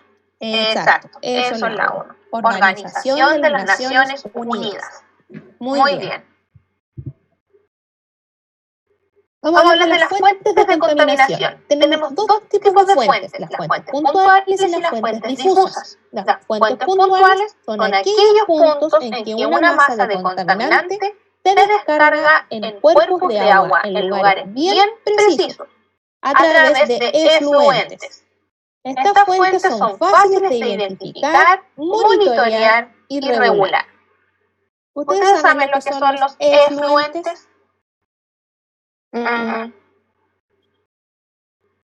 ¿No? Los efluentes, a ver cómo puedo explicarlo mejor. Tenemos un río y este río tiene efluentes. ¿Qué quiere decir esto? Son pequeños brazos de agua que se desprenden de este río. O sea, vamos de una mayor cantidad de agua y pasamos a un brazo que tiene una menor cantidad de agua. Y eso sería un efluente, o sea, que deriva de una masa más grande de agua. No sé si me expliqué bien, o si me lo entendieron en esas palabras.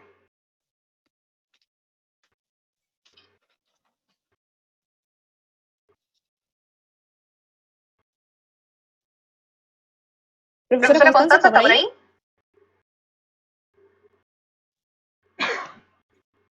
Aquí estoy. ¿Se escucha o no? Sí, se escucha. Ya. ¿Se entendió la explicación? Parece que no mucho porque no hay respuesta. Como que sí, lo pasamos.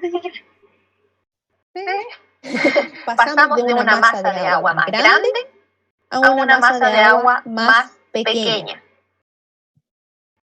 Eso quiere decir efluente.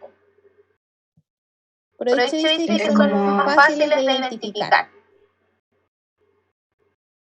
Es como si de los mares salieran los ríos o algo así, o se juntar. Es que eso es diferente, por ejemplo, cuando nosotros tenemos un afluente. Por ejemplo, un afluente es cuando tenemos varios ríos, se juntan y desembocan en el mar. O sea, vamos de fuentes pequeñas de agua a una más grande. Afluente es más pequeño a más grande y es más grande a más pequeño. Exacto, eso es. Eso es un efluente. Ya. Las fuentes difusas se refieren a fuentes de contaminación provenientes de extensas superficies de tierra que descargan contaminantes sobre una gran área de aguas superficiales o por filtración a aguas subterráneas. Aquí tenemos, por ejemplo, las aguas de escorrentía de campos de cultivo, bosques, áreas urbanas y contaminación atmosférica. ¿Se entendió ese punto?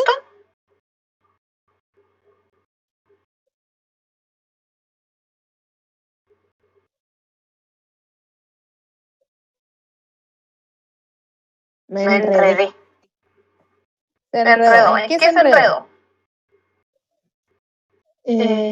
O sea que donde dice que se refiere a fuentes de contaminación provenientes de extensa superficie. O sea, lo más grande cae a alguna parte de lo que contamina. ¿Algo así? Claro. Por ejemplo, nosotros tenemos una gran cantidad de hectáreas de cultivo. A esos cultivos se le aplica una gran cantidad de plaguicidas, pesticidas, abono y muchos compuestos. Ya. Entonces después estas se riegan. ¿Y qué pasa con todo esto? Escurren a través del suelo. Y ahí llega a aguas, por ejemplo, subterráneas. Y eso sería una fuente difusa de contaminación. Ya. ¿Ahora sí? ¿Ahora sí? Sí. Ya. Pasemos a la siguiente diapositiva. Origen de los contaminantes de agua. Tenemos las aguas agrícola-ganadero, que es el ejemplo que vi anteriormente, que corresponden al riego, a la limpieza ganadera, a donde se aportan grandes cantidades de orina, estiércol, lo cual significa gran cantidad de materia orgánica, nutrientes y microorganismos, lo que puede provocar la contaminación del agua. Tenemos también las industrias, que utilizan aguas en los procesos como medio de transporte, aguas de enfriamiento, en transformaciones químicas, la utilizan como disolvente, aguas de filtración, de destilación, entre otras. También tenemos las aguas pluviales, que son las que arrastran la suciedad de las superficies del suelo. Las ciudades arrastran aceites, materia orgánica, contaminantes de la atmósfera, entre otros. En las áreas industriales, las aguas arrastran sustancias provenientes de ellas, algunas de las cuales pueden presentar problemas de toxicidad. Y tenemos las aguas domésticas, que son aguas residuales provenientes de centros urbanos, ciudades, que aportan restos de alimentos, basuras, productos de limpieza, jabones, entre otros. El agua residual urbana se caracteriza por su alta biodegradabilidad. Es decir, que puede ser depurada mediante tratamientos biológicos. ¿Alguien me podría decir aquí cuál es la importancia de esto? ¿O cómo nosotros podríamos mejorar lo que está pasando actualmente? En cuanto específicamente a las aguas domésticas.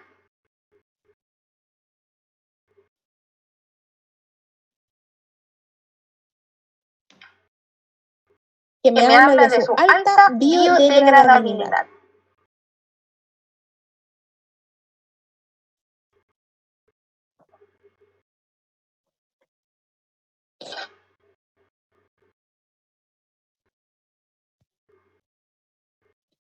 ¿Alguien que quiera comentar? Profesora Constanza. Parece que se están quedando dormidas las estudiantes ya. La clase ha sido muy larga. Parece. Me siento solita. No, por eso es que no sé. No les quiero mentir. El agua residual urbana no sirven mucho porque viene muy contaminada. Va para el otro lado, porque estamos hablando que se caracteriza por su alta biodegradabilidad. Lo que quiere decir cómo podemos hacer que esas aguas estén menos contaminadas, ya que tenemos esta característica de biodegradabilidad. ¿Qué medidas quizás podemos tomar nosotros para utilizar de forma beneficiosa esta alta biodegradabilidad que tienen ciertos componentes del agua residuales domésticas? Que se puede volver a usar. Ya. Por ejemplo, ¿qué pasa nosotros cuando freímos? ¿Qué hacemos con ese aceite? ¿Para dónde se va ese aceite? ¿A la basura? ¿Ustedes echan el aceite a la basura? Porque al menos en mi casa no se echa a la basura. No. Se echa Sí, el era agua un plato. plato. Exactamente. Había hecho en una botella. Ya, ahí tomó una buena medida. Yo también. Una botella. Aquí en mi casa normalmente se tiraba por el lavaplatos, todo por el desagüe, aportando la contaminación del agua. Pero ¿qué pasa si nosotros ese aceite la guardamos y la utilizamos para otra cosa, por ejemplo? ¿Qué podemos hacer con ese aceite? Jabón. Y también se le echa de repente agua así a la... Pero se pueden hacer jabones, que fue lo que dijo otra de las compañeras, exactamente. Y ahí evitamos tirar toda esta materia orgánica a las aguas. La otra cosa, O se puede reutilizar, también se puede reutilizar. También. porque... No, por lo reutilizar porque, por ejemplo, al alimento de los perros también se le puede echar eso. Le está intentando afectar a afectar su su perro. Sí, pues en la comida, porque así se ¿De la verdad? comen. Mi tío le hace así, porque según el veterinario le hace bien. Yo ahí desconozco, o sea, o prepararle la comida a los animales con el aceite. ¿Eso es? Sí, pues usar alimento, si usted compra el alimento y cuando se lo va a dar, yo le echo una vitamina y le echo un poquito de aceite de ese, así se lo tratan. Yo la verdad que desconozco eso. Tendría que averiguarlo, comentarlo con algún veterinario y ahí asegurar, porque yo no sabía ese punto. Yo no sé si la profesora Constanza lo sabía. La verdad no lo había escuchado. No. Profesora. Voy a intentarlo. ¿Sí? ¿Quién me está hablando? Catalina, perdón que la moleste, pero la Constanza Sepúlveda se le fue el internet por sola, se salió de la clase. Ah, ya. Isidora Díaz controla al dentista. Ya. No hay problema, chicas. Si después yo les voy a enviar el link de la clase. Ya, para que no se preocupen y puedan verla completa y también vean qué es lo que se preguntó y en el caso que tengan las mismas dudas. Así que en eso no hay problema. Ya, entonces, como también decían sus compañeras, esta agua se pueden volver a utilizar. Por ejemplo, el agua de la lavadora, si estamos usando algún detergente que no tenga compuestos tóxicos, puede ser utilizada para limpiar ciertos sectores de la casa. Se le puede agregar hasta a las plantas. Todo va a depender del tipo de detergente que se esté utilizando. Ya, avancemos a la siguiente diapositiva. Clasificación de los contaminantes. Tenemos biodegradables, es decir, que se descomponen con facilidad por acción de diferentes tipos de bacterias, o los no biodegradables, que son sustancias químicas que no se descomponen con facilidad y se mantienen en el agua durante mucho tiempo, como por ejemplo los plásticos, que es el gran problema que tenemos hoy en día.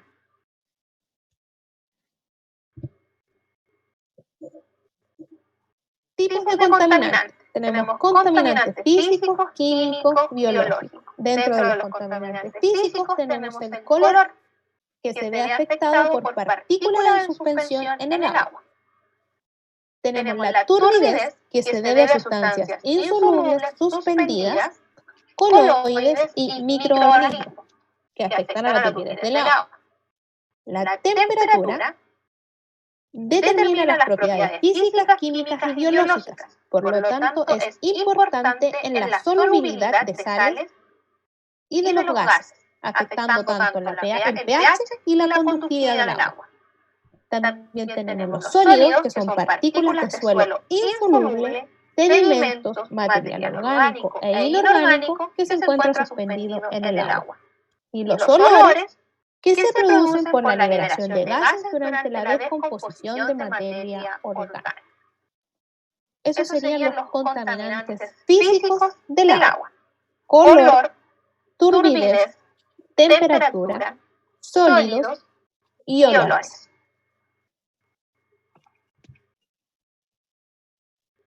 Los químicos.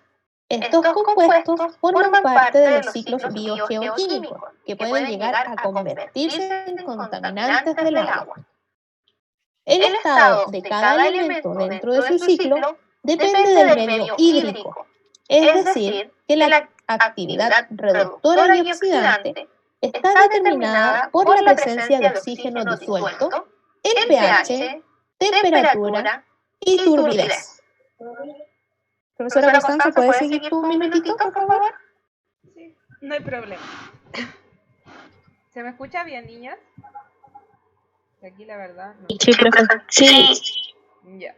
Acá dentro de los contaminantes químicos tenemos 4 principalmente. Donde tenemos el amonio, el nitrato, el nitrito y el fósforo.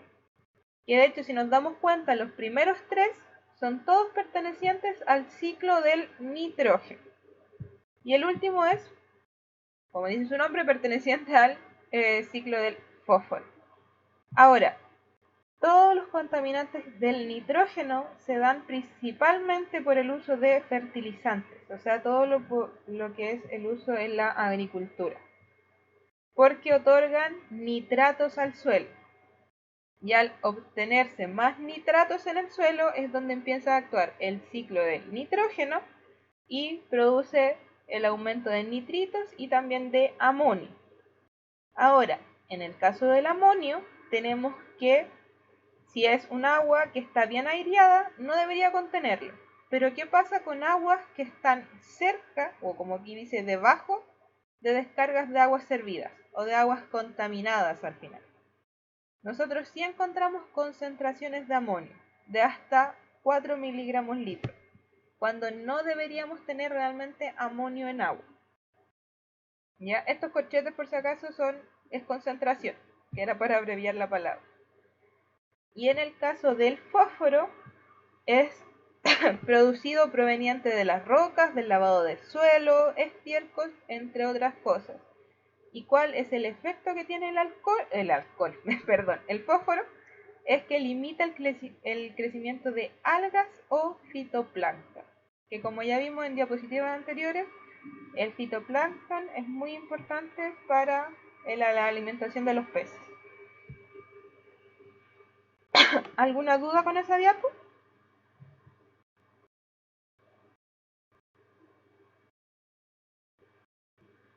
¿No hay dudas o hablé muy rápido quizás?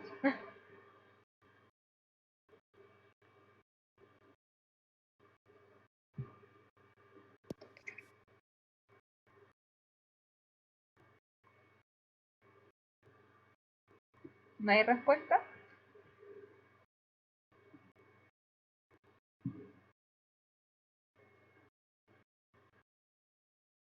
Continuamos.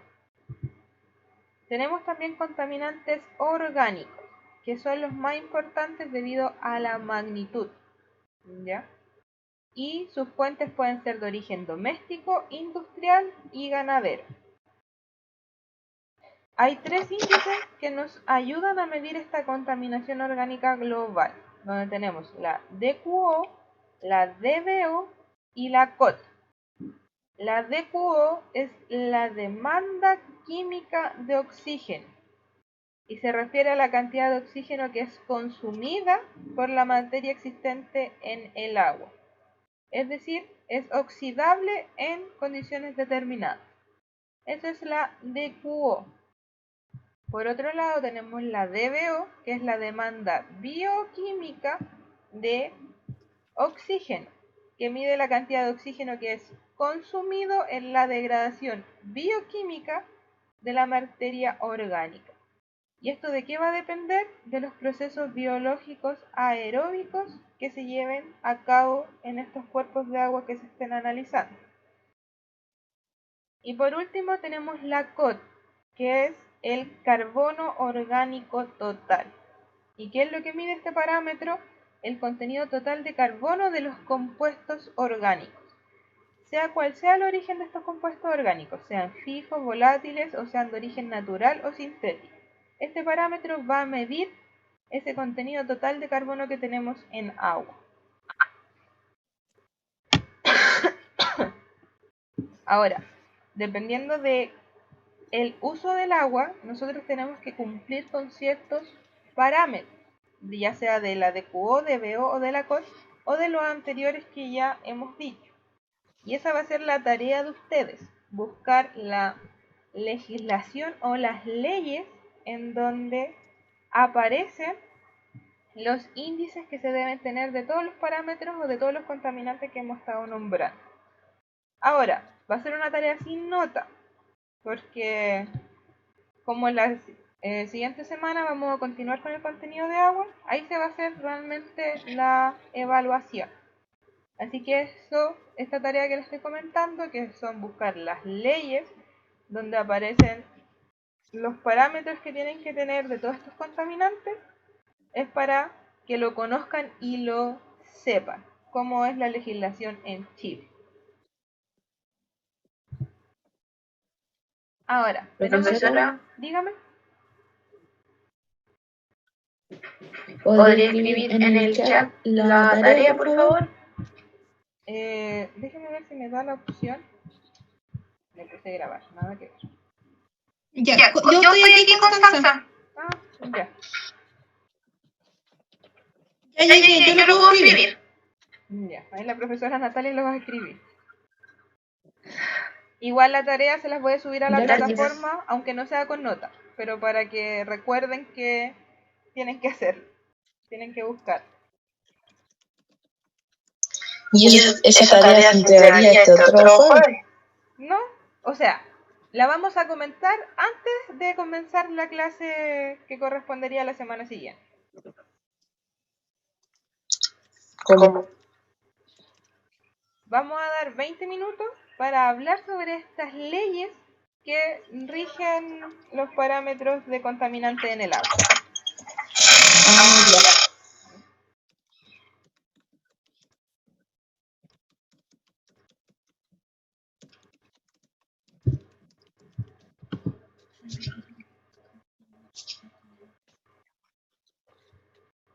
Profesora Natalia, ¿sigo o sigue usted? Termina tú aquí con microcontaminantes y de ahí sigo yo. Ya. Los microcontaminantes al final son sustancias que se encuentran en muy pequeñas cantidades, o sea, concentraciones muy bajas, pero los efectos que traen en el medio ambiente son muchos, específicamente en el agua. Son muy grandes los efectos que repercuten en el medio ambiente a concentraciones bajas. Dentro de estos microcontaminantes pusimos solamente 3, hay más, pero los otros son un poco más complejos, por eso pusimos solo 3, que son los inorgánicos, los orgánicos y los biológicos.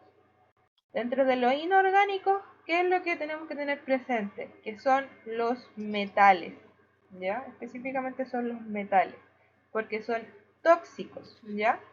A bajas concentraciones, a muy bajas concentraciones, van a ser esenciales. Pero cuando esta concentración llega a subir un 0,0001%, ya se vuelven tóxicos. En el caso de los microcontaminantes orgánicos, es donde tenemos principalmente los organoclorados, organofosforados, los carbamatos, entre otros. Y estos son todos los utilizados en la agricultura, principalmente de los pesticidas. Ahora, ustedes se preguntarán, ¿qué son estos compuestos que nombraron aquí? Esto se supone que en orgánica algo debieron de haber visto. Los carbamatos corresponden al primer compuesto que nosotros tenemos aquí arriba. ¿Qué es lo que vemos? Que es un grupo CO con doble enlace unido a otro oxígeno y a un nitrógeno. ¿Ya? Esa es la característica de un carbamato. Acá abajo tenemos el paratión, que es un órgano fosforado. ¿Y por qué es un órgano fosforado? ¿O cómo identificar un órgano fosforado? Porque en su estructura tiene fósforo. Y por último tenemos los organoclorados, que también, ¿cuál es la característica para identificar un órgano clorado? Es que tienen cloro en su estructura. ¿Ya? Para no ahondar tanto en la estructura química de cada uno de estos compuestos. Y por último, los microcontaminantes biológicos corresponden a microorganismos como tifus, cólera, entre otros, que fueron los que ya hablamos anteriormente, o microorganismos que contribuyen a la depuración de aguas contaminantes. Hay microorganismos que son beneficiosos para limpiar estas aguas que están contaminadas. Pero el problema es que donde empieza a subir la concentración de estos microorganismos, empieza a afectar la flora y la fauna del agua. Por lo tanto, también se vuelven microcontaminantes. ¿Ya? Hasta ahí no sé si tienen alguna duda.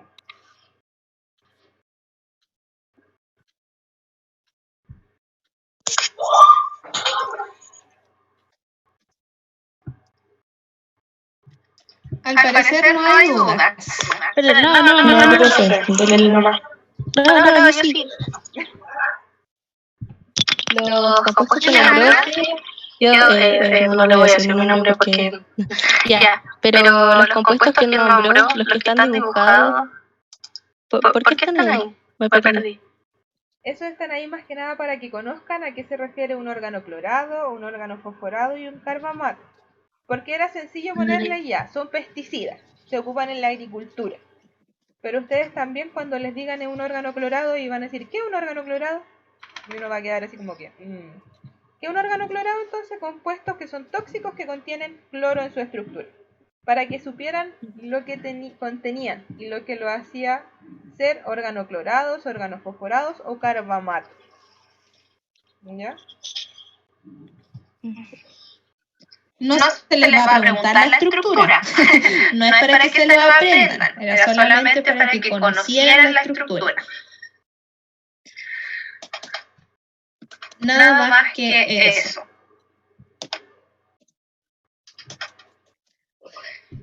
Pasemos a la siguiente diapositiva.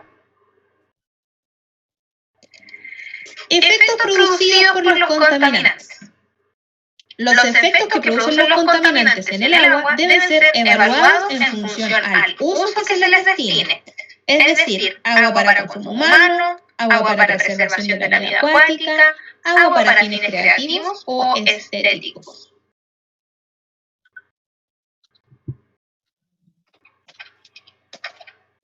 Aquí vamos a nombrar diferentes tipos de contaminantes, ¿ya?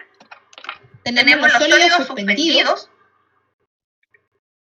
Las algas y otros vegetales acuáticos se ven afectados por los sólidos en suspensión, ya que estos absorben la radiación solar, disminuyendo su actividad fotosintética.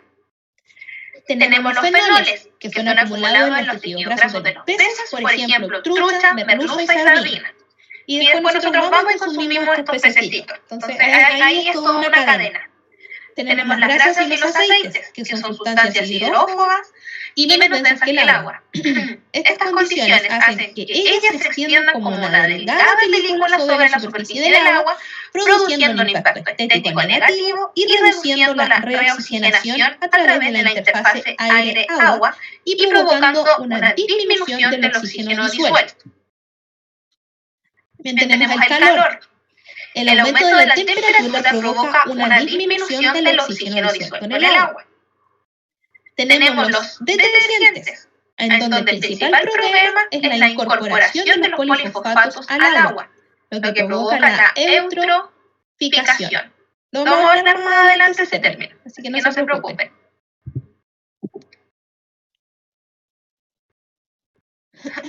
Tenemos los hidrocarburos.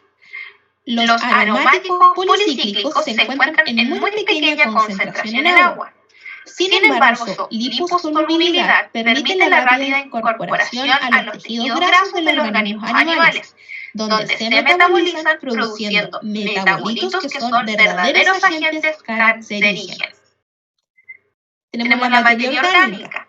Cuando las sustancias son biodegradables, provocan una disminución del oxígeno disuelto al ser consumida por los organismos. Tenemos la materia inorgánica. La presencia de metales pesados puede provocar efectos de toxicidad y los metales pesados se bioacumulan. Tenemos compuestos orgánicos sintéticos. Tienen características de bioacumulación, gran estabilidad, o sea, quiere decir difícil degradación y persistencia. Tienen efectos tóxicos a diferentes niveles en las cadenas tróficas.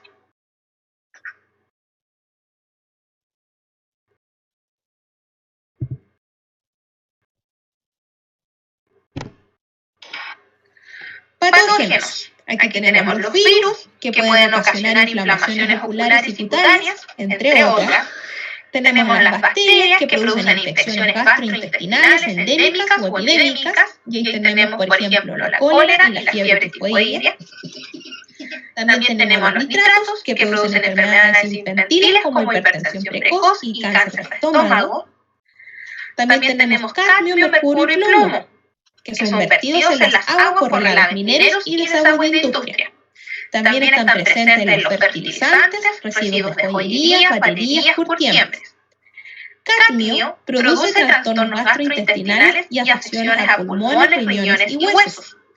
Mercurio llega a los alimentos a través de las aguas de regadío, procedentes de pilas, fotos, pinturas y minería, provocando daños en el sistema nervioso central, mutaciones genéticas y problemas fisiológicos. El plomo es utilizado en aditivos para la gasolina y las pinturas. Y si se encuentra en agua, es capaz de producir aberraciones cromosómicas e interfiere en el transporte del oxígeno. Y la eutroficación quiere decir que el agua se enriquece de manera artificial con nutrientes, produciendo un crecimiento anormal de las plantas acuáticas, provocando un agotamiento del oxígeno en aguas más profundas, ocasionando la muerte de la fauna acuática.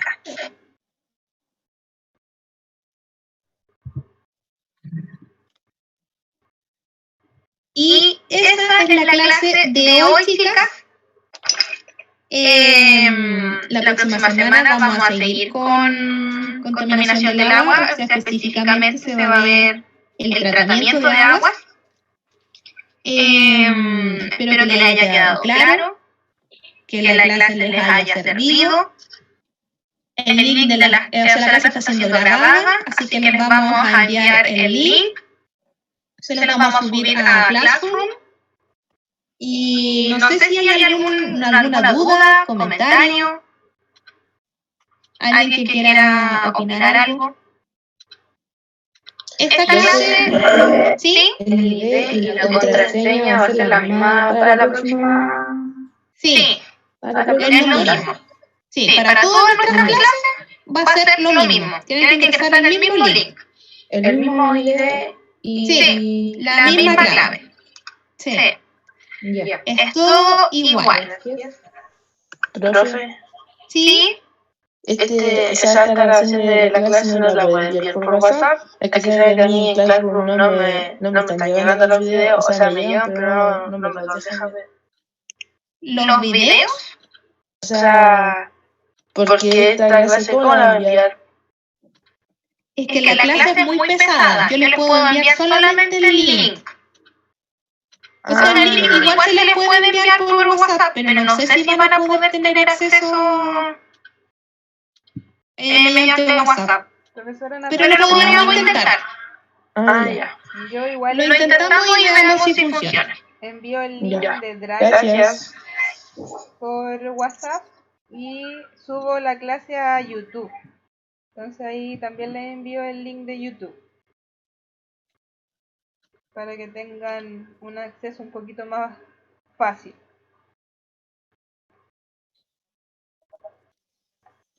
Ya, muchas gracias. Bueno, ahí de YouTube va a ser un poquito más largo el proceso porque se demora bastante en subir la clase, porque como es extensa, son aproximadamente 2 horas, se demora en subir. Así que ahí nos vamos a demorar un poquito en mandarle específicamente el link de YouTube.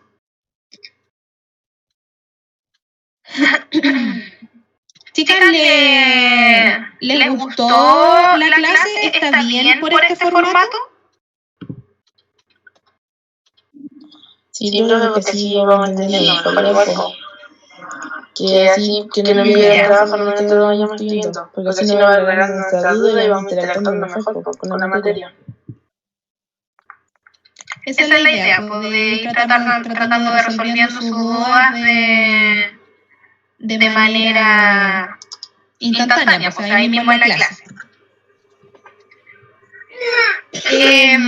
¿Se acuerdan de la plataforma de Kahoot?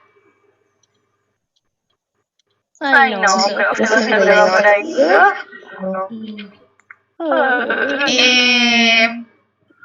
Vamos a hacer diferentes tipos de actividades. Cuando sean sumativas, vamos a hacer alrededor entre 7 y 10 preguntas más o menos de las clases. Y cuando sean pruebas directo, o sea, como al libro, se les va a avisar con anticipación y ahí estamos viendo todavía la modalidad. No tenemos nada claro todavía.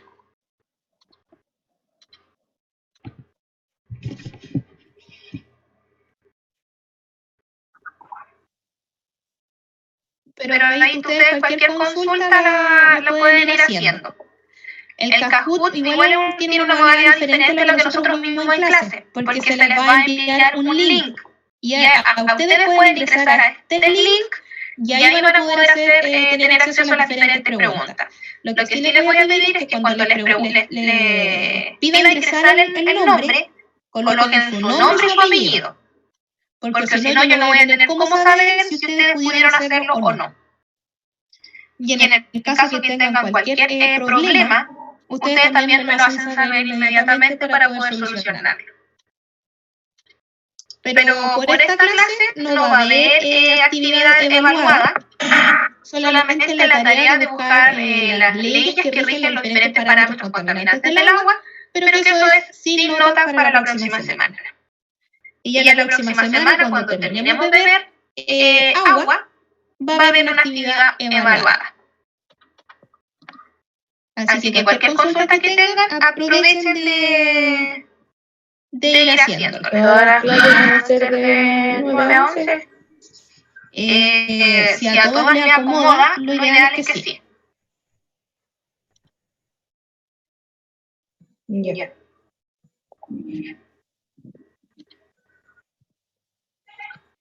¿Alguna otra consulta, chicas?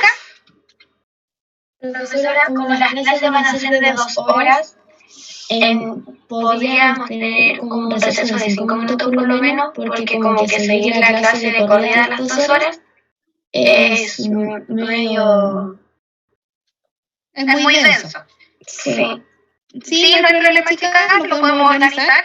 Podemos partir a las 9 y a las 10 hacemos un recreo y después seguimos de 10 a 11. O sea, de vuelta al recreo hasta pasadito de la 11. Sí. No hay problema en eso. ¿Algún otro comentario, chicas?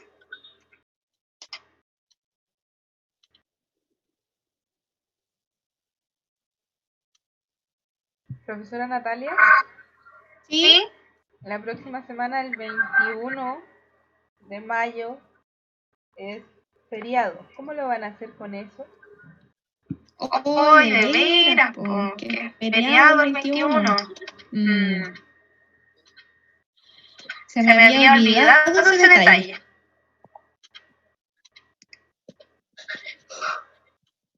¿Por qué feriado? Combate Naval de Iquique, 21 de mayo. No me pesca. Sí. Bueno, ahí ya tendríamos que ver si ustedes tienen la disponibilidad como para cambiar el día de clase. ¿Podrían hacerlo o no? Ya que ¿Están complicadas con eso? El último día tenemos clase y después Los miércoles están con la profesora Wendy. sí, De las 12 a la 1. de las 12 a la 1. Tenemos la mañana. Ya. Tendríamos que consultar si todos tienen la disponibilidad como para cambiar la clase, para hacerla más temprano el día miércoles, o sea, antes de la profesora Wendy o después de la profesora Wendy, en la tarde.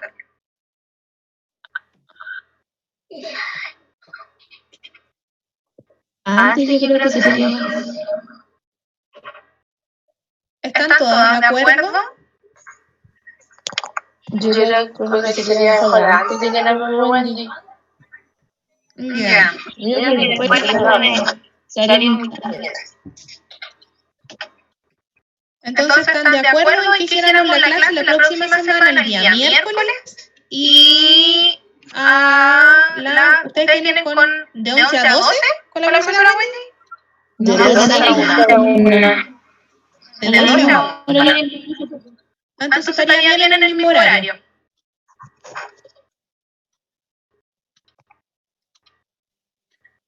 Sí, porque una hora de lapso. El miércoles a las 9. A las 9. Hasta las 11. Hasta las 11, porque no tenemos la noche. Ya habría un lapso y después a las 12 empieza la clase de la profesora Wendy. Sí. Exacto. Ya. ¿Están de acuerdo? Sí. Sí, profe. Sí, coloquen por favor la manito hacia arriba, si es que pueden.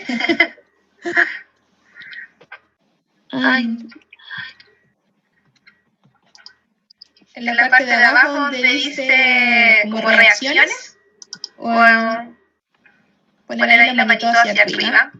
Use levantar manos. Pero no importa, si es para yo tener una idea.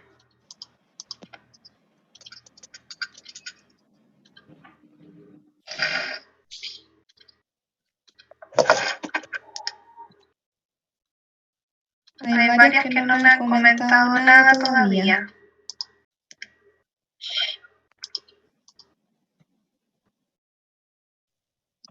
Paula Alarcón, sí.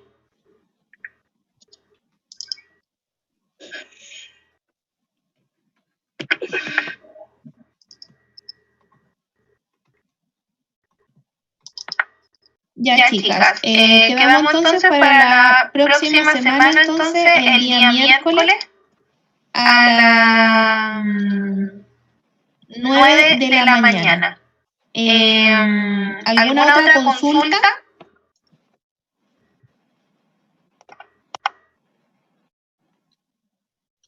No, profe. ¿No? Ya. Entonces, daríamos por terminada la clase de hoy. Espero que le haya gustado y le haya servido. Y vamos a seguir aquí con todo el ánimo para seguir con esto que nos ha tocado vivir. Pero tratemos de hacerlo lo mejor posible. Y discúlpenme el momento que me tuve que ir, pero estaba mi hijo por aquí necesitando a su madre. Así que por eso me tuve que ir unos minutitos. Pero no hay problema. Gracias. Así que muchas gracias por su asistencia, chicas, por sus preguntas y por estar ahí. También desearle un feliz día del alumno atrasado, donde no pudimos antes, pero espero que hayan podido disfrutar ahí en sus casitas. Estén muy bien, cuídense y tomen todos los resguardos posibles para todo lo que está pasando. ¿Algún otro comentario? A la Dani no se le escucha, pero le dice que chao, que se despide. Porque aquí todo el rato no se le escucha. No se le escucha. Chao, Dani, que estés muy bien. Ya, chicas, voy a terminar la reunión entonces.